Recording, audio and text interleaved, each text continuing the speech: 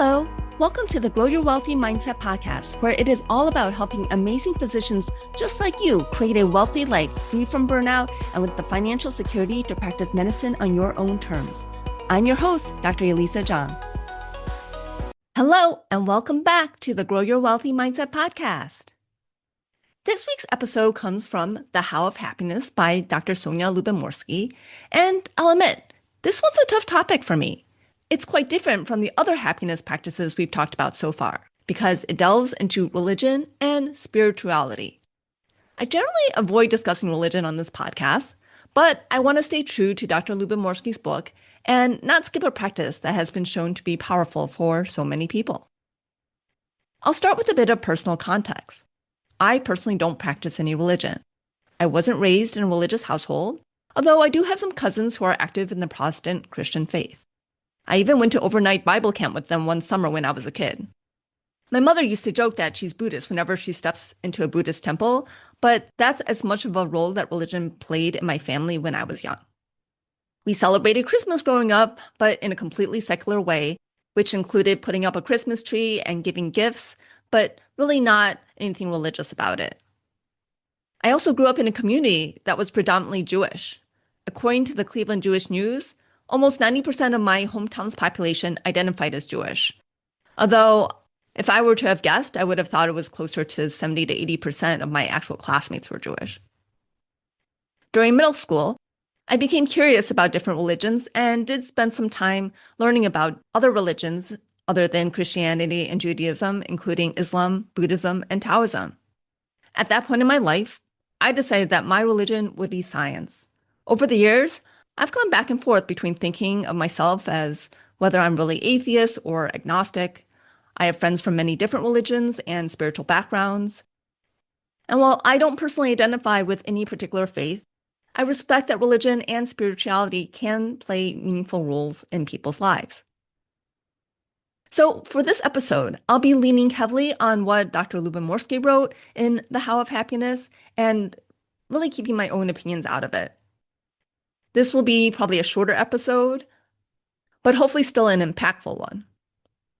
There is a growing body of research in psychology suggesting that religious people tend to be happier, healthier, and recover better from trauma than those who are not religious.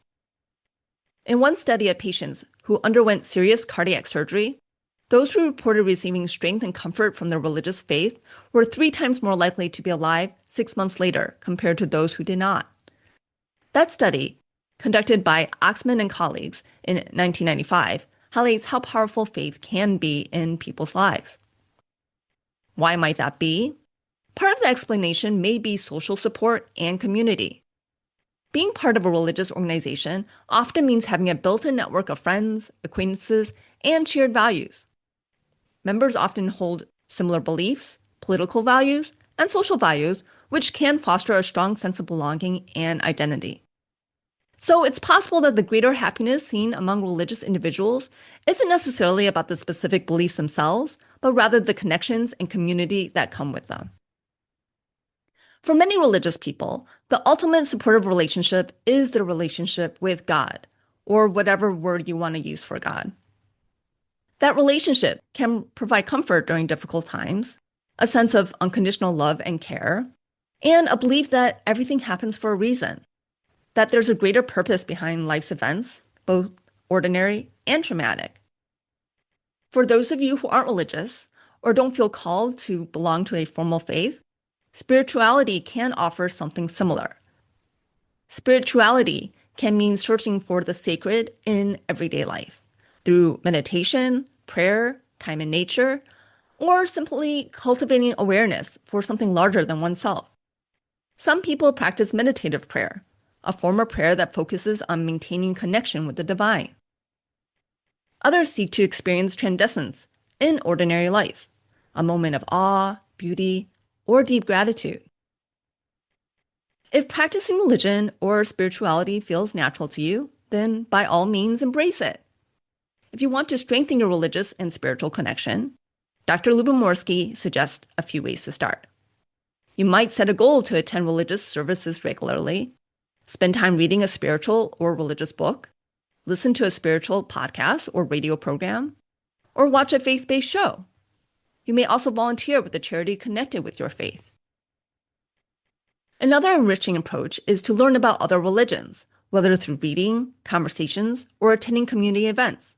Sometimes exploring different faiths can help you discover deeper meaning in your own life, even if you don't identify with any particular religion. At the heart of religion and spirituality is the search for meaning. Creating a genuine sense of meaning in one's life is the most difficult, as well as potentially the most rewarding thing we can do. It's deeply personal, and it evolves throughout our lives, shaped by our experiences, values, and relationships. Prayer can be part of that process, even outside of organized religion.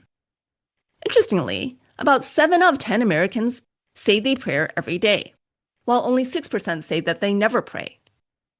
You may dedicate a few moments each day for quiet reflection or prayer before meals, when you wake up, or before bed. You may also pray or reflect spontaneously during stressful moments, when you feel tense or judgmental, or when you're feeling gratitude for something in your life. Whether through faith, spirituality, or mindfulness, connecting with something greater than ourselves can help us find meaning, comfort, and joy. For some people, religion provides that connection. For others, it's found through spirituality, nature, or service. The key takeaway from Dr. Lyubomirsky's research is that nurturing connection, meaning, and community, in whatever way feels authentic to you, can enhance happiness and resilience. Thank you so much for being a listener of the Grow Your Wealthy Mindset podcast.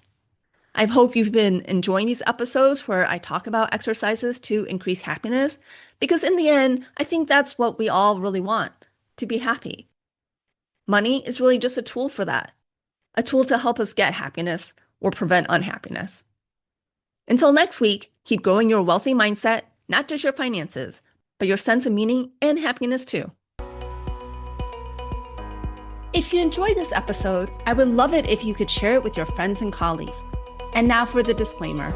I am not a certified financial planner, accountant, or attorney, and nothing I say should be construed as professional investment, tax, or legal advice. This show is primarily for your education and entertainment. I am a physician, but I'm probably not your physician, so if you need any medical advice, please contact your own physician. Thank you.